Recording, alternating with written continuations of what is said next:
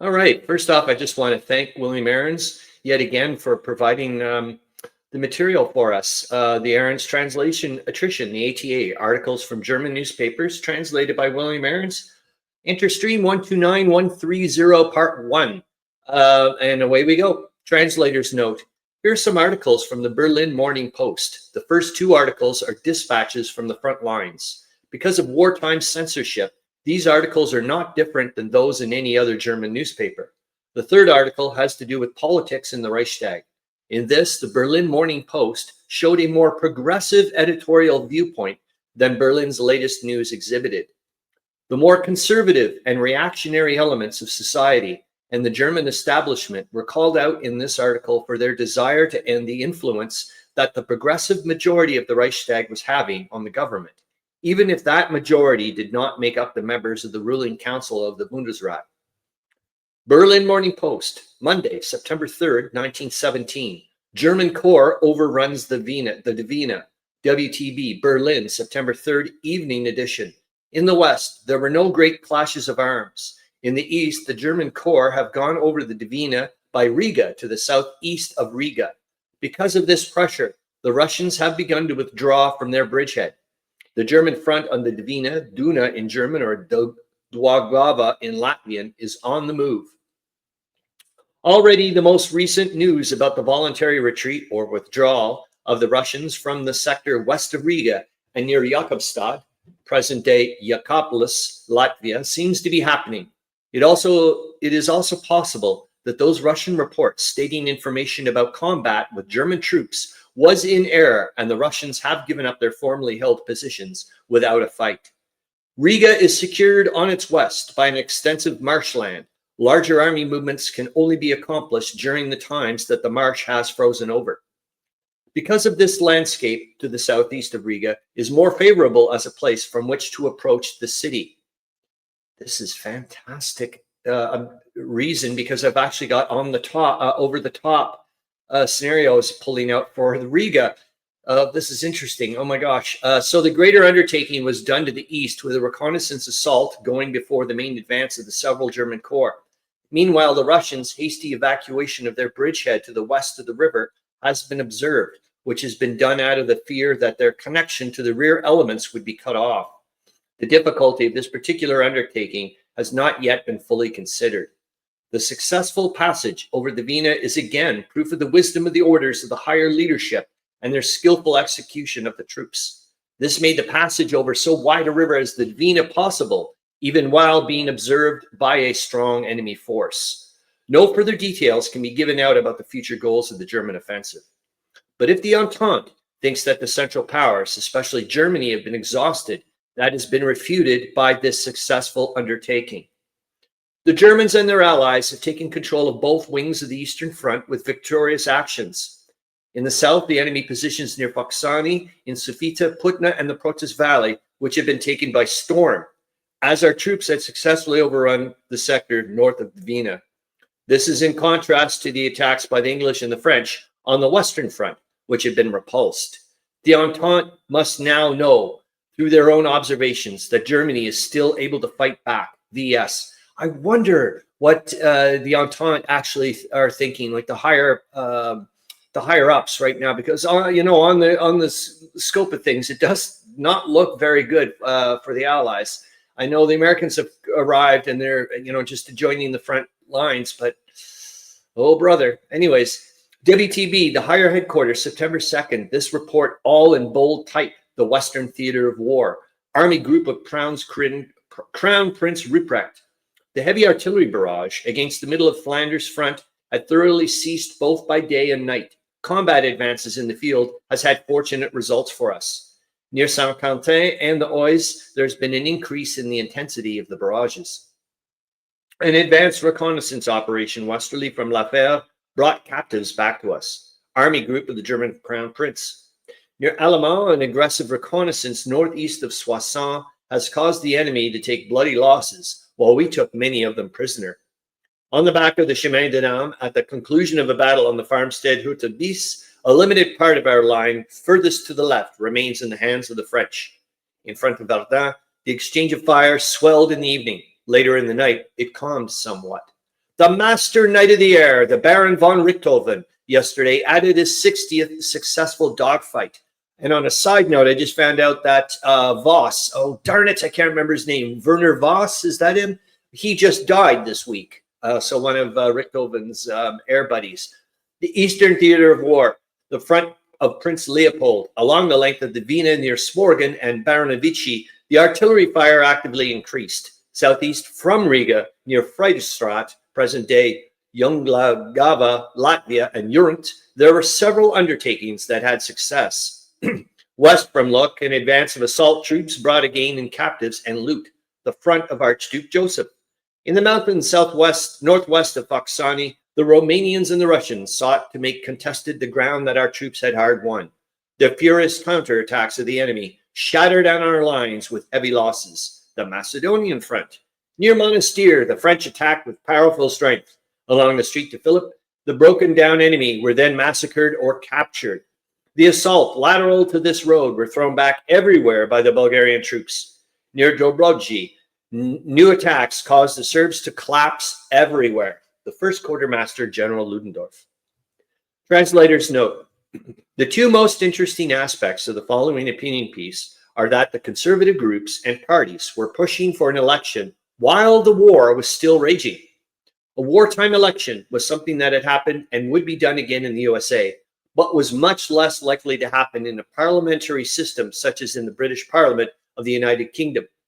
The other main point to be made in this article was the desire of these conservatives to have the government run by a strong man, as if for them the Kaiser, his chancellor, and the military leaders of the general staff were not sufficiently strong enough. This hope for a political outcome was being put forth as a future option for Germany, while there was currently a soldier who was serving in obscurity on the Western Front. Gefreiter Private Hitler, the man who is destined to soon play the role of the strong man of the right, while choosing to refer to himself as Der Führer, the leader in the next tragic acts of the bloody drama of German history. It is shocking to read that there were leaders of the ultra-conservative group, the Pan-German League, der Ausdruck Wehren, such as Heinrich Klaas, who were openly anti-Semitic and also saw the annexation of European lands and the displacement of other ethnicities in favor of increased German settlement as an important expression of German nationalism based on the supposed cultural superiority of the German people. They are also among the first to call anyone not 100% dedicated to continuing the war as an enemy of the nation and its people. As Nazi totalitarianism came into being, some of the followers of this imperial era German ultranationalism broke with those fanatics in the 1920s and the 1930s, but others in this German nationalist movement helped to provide the intellectual foundation and the institutional antecedents of those who followed German nationalist ideological extremism that first arose at the end of World War I and who then became the undisputed rulers of Germany until they, Hitler and the Nazis, were consumed by the Götterdämmerung, twilight of the gods of the 0 hour that occurred in May 1945 at the end of World War II in Europe. Can a Reichstag election be held during wartime? The heated reaction and the longing to find the strong man. The election of the current Reichstag that occurred in 1912 after an unprecedentedly lively electoral campaign that brought in a narrow yet secure majority for social, democratic, and progressive parties proved to be at a time of horror and the first day of an existential examination for the reactionaries of every political shade. The worry of these conservatives was based on having to eat the bitter bread of their now being in the minority. This fear subsided somewhat at the beginning of the war, mostly by ignoring all ideological differences at that time. By then, already by 1915, there was the well-known rage against the Chancellor and against the Reichstag majority, even by those who would loosely support the war policy during the course of the next 2 years, after which the Chancellor proclaimed to the world that he wanted to escape from the public space. It is still fresh in our memory that Mr. von Bethmann has to conclude his term of service, bringing Dr. George Michaelis into office. The new man received praise from various quarters that had yearned for the fall of Bethmann after years of unsuccessful opposition to him. In all of Germany, Hundreds of table talk discussions occurred whose ideas were finally advanced by the telegrams of Field Marshal Hindenburg and Admiral Scheer. The praises paid to Michaelis are to be found in the contents of those telegrams that portrayed the new chancellor as the savior of the people after the discredited Bethmann had left. The position of the new man towards the peace resolution in the Reichstag was unclear and uncertain. Thus, this led to the fleece of this sheep having been sheared at the same time that he was being welcomed into his new post. Wow, what a sentence. Meanwhile, in our opinion, a gap occurred that has opened up between the leading statesmen of the government and the majority of the Reichstag that was seen as getting deeper at the most recent meeting of the main committee of the Reichstag, where nothing could be decided on what remains to be done to achieve peace by either the chancellor or those by who were members of the Reichstag. Hold on for a second. Now the adherents of the peace proposals believe that their time has come. Meanwhile, in the press, there's a real kettle drum beat pounding against the Reichstag and the resolutions that have found support there on behalf of the peace resolution. Those in favor of these peace proposals are being portrayed as both enemies of their fatherland and traitors to their country. These attacks on the Reichstag have not been shied away from, even on the front lines. They even went so far as to claim that the Reichstag resolution had triggered deep shame and utter indignation, and yesterday even a pan-German threat of military action against those members was made public. Professor Rutke, an academic of which nothing was found through internet searches, considered the Reichstag resolution a national disgrace, and he believed that all the field gray soldiers serving on every front line confirmed this. He felt that things were so out of control that there were hours when he thought, if our politicians are so busy at home to the delight of our enemies, then as far as I'm concerned, everything can go to hell. I won't beat myself up anymore about the new orientation of these kind of Germans. If the idea of the professors who declared themselves to be in favor of the peace resolution had not reached Mr. Rupke, he would have had many other sources with which to inform his turn of mind, such as the Deutsche Zeitung, the German news, which by its own modest admission has heard unanimous indignation from the best circles in society about those in favor of a negotiated peace, and would then want to mobilize the lieutenant with his 10 men to join the raging battle in the Reichstag. Translator's note: this is probably a reference to der Allzerverein, the Pan-German League, which would create this week Die Deutsche Wanderlanderpartie, the German Fatherland Party. The lieutenant probably referred to one of the leaders of this group, which included a former major in the Prussian army, August von Donhoff, and Admiral Alfred von Tirpitz. We all know about him, and the 10 men probably being the core followers of the Verein. Throughout the entire pan-German press, there is a longing for a strong man to emerge who will take action without restrictions and would not shy away from using an act of dissolution to eliminate this Reichstag. I was going to say this on a side note. I do see this as a major difference between what's going on in France and the United Kingdom with this strongman outlook to things. My goodness. The political right even boasts that they also have a vibrant liberal or populist of their own. A man named Binnen, unknown in most liberal circles, who is from the cosmopolitan city of Ritterhut. Translator's note: this is written ironically because Ritterhut was and is in fact just a town with a few thousand inhabitants on the coast of the North Sea. Searches for Mr. Binnen provide no information. Who has spoken to men from all walks of life in the South and in the North, discovering how there was a vanishingly small interest in popular freedoms, but a deeper longing for a strong man who would be able to lead them with confidence. And in the Weser Zeitung, a formerly progressive newspaper whose shift to the right has been widely discussed in recent weeks, a letter has been published in which someone is said to have heard that the people in the Nordic lands now want to break away from the pressure that England puts them under, but could not join the German side, since Germany had given up its own cause with the consideration that the peace resolution was being given inside of the Reichstag. Because of this, the Chancellor was supposed to have triggered a dissolution of the Reichstag. This was supposed to have resulted in new elections.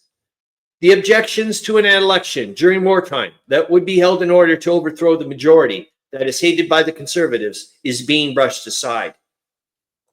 I just say this on a side note. Remember, this was happening also with France and whatnot. They even remember with supposedly the Nivelle offensive, where he was like, if we don't go through this, and they were worried that their government was going to collapse, that type of stuff. So it's both ways. One would assume that the gentlemen on the right, if they truly have the majority of the people behind them, could wish for nothing more than for those people to now have the opportunity to express that opinion through a truly free and uninfluenced vote. If the majority of the people were so dissatisfied with the Reichstag majority, what would those gentlemen have to fear? But their interests are far from that. They only want to have new elections if the government would ensure a far-reaching enlightenment of the masses, as the conservatives would want them to be informed, who have been seduced by the Reichstag. Let these gentlemen openly say what they want, namely that the entire official apparatus should be put at the service of their warmongering friends, without whose support they could not hope to win a new election. However, things may develop. The Reichstag majority can look to the future with confidence. They do not desire new elections for either chamber, but it needs not fear them. Every day brings new evidence of this. The Chancellor, however, has just two options open to him as policy alternatives: either fulfilling the promise made in the High Committee of the Reichstag to work with the Reichstag, that is, to work with its majority of representatives, or to follow the transparent enticements of the Pan-Germans and thus govern against the Reichstag. One or the other must be chosen, for they are mutually exclusive as political ideologies that could form a government. Translator's note: what follows is an excerpt from the Vorwärts, Forward, the German of the Social Democrats, reprinted in the Berlin Morning Post. Here the words of the representative, Dr. Edward David, are meant to show how an election held in the midst of a war could be both competent and fairly run. This is going to be interesting.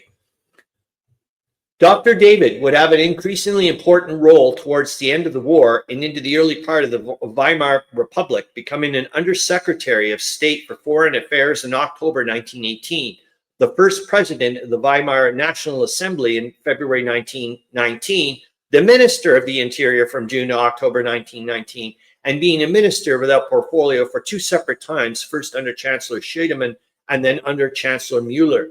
Yeah, I'd say he has an increasingly important role. Well done, William Arends. And here we go. As a member of the government supporting majority wing of the Social Democrats, Dr. David backed the war measures and even some German annexation policies while the troops were still in the field. But his words here seem to reflect a more nuanced understanding of both the political and the military position that Germany was in at this time in 1917, and appears to be open to a negotiated peace based on the situation that Germany found itself in, rather than the riskier policy of expecting a complete victory by the Central Powers, which would then give them the ability to dictate peace terms to the Entente. Dr. David also seems to be somewhat contradictory about the security of the absentee ballots that would have to be collected from members of the soldiers in the field and the sailors in port and on the seas. For he seems to have written that it would be the various political parties who would send out the ballots and other election materials based on the knowledge about those members of the electorate who are registered with each respective party. But then in the following sentence, he admits that a more non-partisan system for the security of the vote must be put in place if the election was to be seen as legitimate under the complex circumstances and conditions that the war created. As a career soldier, I've experienced the workings of an absentee ballot system that had been put in place for the benefit of military personnel. The U.S. Armed Forces have successfully gathered the votes of personnel serving in the military since the time of the U.S. Civil War. I remember filling out a ballot for president and other elective offices while on a Reforger field exercise in Germany in 1984. If this would have been the first such effort of the German Empire to collect ballots from air, land, and naval forces operating in distant and active fronts, it would not have been easy. But if the very efficient German bureaucracy was still operating effectively after 3 years of war, then those bureaucrats probably would be equal to the task had they been called on to do so. In the Vorvarts forward, the MP, Dr. David, a member of the majority wing of the Social Democrats, deals with the activities of the pan-German movements and with the possibility for new elections to be held during the war, primarily with the voting of those in field grade, the members of the armed forces. The election, he explains, can be conducted in writing on the requested date. The committees of the United Majority Parties should establish the addresses of the voters in the field from the lists in the individual constituency, check the voter boxes, and in addition to the election notices, send their supporters a ballot paper with an official envelope, which must be designed to be sealed in this case. Another additional envelope with the printed address of the local election committee must be enclosed, on the back of which the voter must write his or her name. The first envelope is sent sealed in the second envelope to the polling station, which must move it under supervision and within a specified time and place it in a ballot box. The necessary provisions for the written ballot of voters in the field can be agreed upon by the Federal Council and the Reichstag within a few days. The majority parties will then jointly ensure that everything has been done properly everywhere and that the field grays outside in the absentee status in particular are protected from encroachments on their most fundamental civil rights and one-sided influence. Then the election will become a devastating judgment handed down by the People's Court against the enemies of these citizens and the freedom that they should have in their own country. It is self-evident that, given the nature of such an election, the tactic of counting votes by individual parties, which has been done correctly in the past, must now be eliminated. The majority parties will have to appear together on the ballot to prove that the majority of people stands behind them on the two crucial issues of both foreign affairs and domestic policy. The clear payoff, which these conservatives have as their solitary goal, if they win a new election, must be to give a free the hands of these annexationist hooligans, which includes the entire membership that is made up of pan-Germanic ideologues and worshippers of violence, as well as the supporters who are both the most aggressive warmongers and the largest military industrial war profiteers if such an election were to be called. The socially harmful activities of these influential gangs, which threaten to plunge the German Reich and its people into ruin, can only be brought to an end by the overwhelming vote of the electorate against these reactionaries should such an election soon occur. The prediction is made here that if the right-wing parties now decide to push for new elections, they will be so thoroughly beaten down that they will forget how to stand up. We can but wish that. Dr. David will prove to be right about that. Translators note, even if this article is about an election that did not take place, hopefully both it and my notes have provided more background of the emerging political crisis in Germany and its multifaceted structure. William Arends, I don't even know where to begin. And I'm not trying to pump your tires or anything like that, William Arends. Your insights and your translators' notes, your efforts are jaw-dropping for me. I feel like almost like just handing over my channel in a way, in a sense. Like I think almost like my new role is just to be almost like I think even Mandarin Mike has mentioned it several times. Like maybe I'm just going to turn into a news editor or something, for goodness sakes. Absolutely fantastic, William Arends. Thank you so much. You have no idea. Anyways, I'm going to stop this and we're going to go off to part 2 at one point. Thank you again. I hope everybody enjoyed that. I certainly did.